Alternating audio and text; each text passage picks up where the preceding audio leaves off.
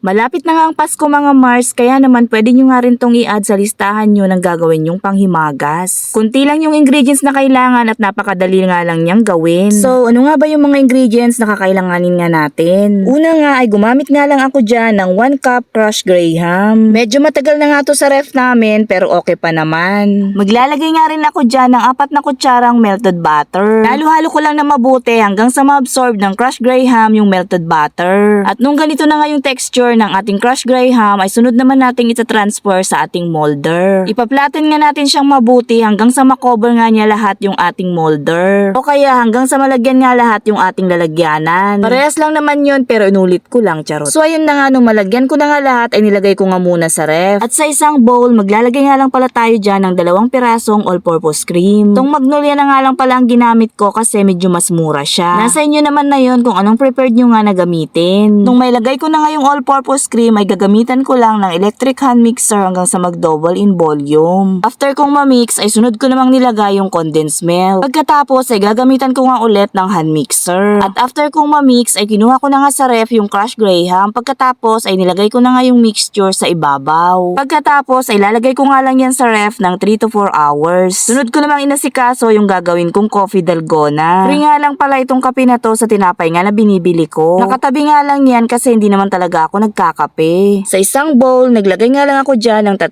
kutsarang kape. Sunod ko namang nilagay yung 3 kutsarang asukal. Panghuli ko ang nilagay yung 3 kutsarang mainit na tubig. So ayan, gagamitan ko nga ulit dyan ng electric hand mixer. Minix ko nga lang na mabuti hanggang sa maging ganito nga yung kinalabasan. At nung mag-double in volume na nga yung ginawa nating coffee dalgona, ay saka naman natin ilalagay sa ibabaw. Dahan-dahan nga lang natin siyang ilagay pagkatapos ay spread nga nating mabuti. Anyway, perfect nga to sa mga mahilig sa kape dyan. Kaya naman kung coffee lover nga kayo ay gumawa na nga rin kayo neto. Alam nyo ba na kinakabahan nga ako dyan kasi baka hindi ko nga makain. Sobrang naku-curious nga ako kung anong kakalabasan nga ng lasa niya. Tinikman ko kasi dyan yung ginawa kong coffee dalgona ay mapait nga yung lasa niya. Natural, mapait kasi kape nga diba? So ayan, naglagay pa nga ako dyan sa ibabaw ng cocoa powder. May lagay ko na nga yung cocoa powder ay nilagay ko naman sa ref for overnight. At fast forward, balik kinabukasan na nga to at titikman ko na nga dyan kung anong lasa. Tinikman ko nga dyan yung ibabaw at mapait din pala yung cocoa powder. Buong akala ko talaga hindi ko nga makakain at masasayang lang. Pero eto na nga yung the moment of truth. Akala ko lang mapait pero hindi naman pala pag kinain mo na. Ang sarap naman talaga at may malalasahan ka nga na konting kape pero hindi nga siya mapait pag nagtagal na nga sa bunganga mo. Sakto nga lang yung lasa niya at hindi nga siya gaanong matamis. Perfect nga yung pagkakatimpla ko kahit tansyameter nga lang yung mga sukat ng ingredients ko. First time ko nga lang tong gawin at okay naman yung kinalabasan. At yun lang for today's vlog. Salamat sa inyong panunood. Follow for more. Bye!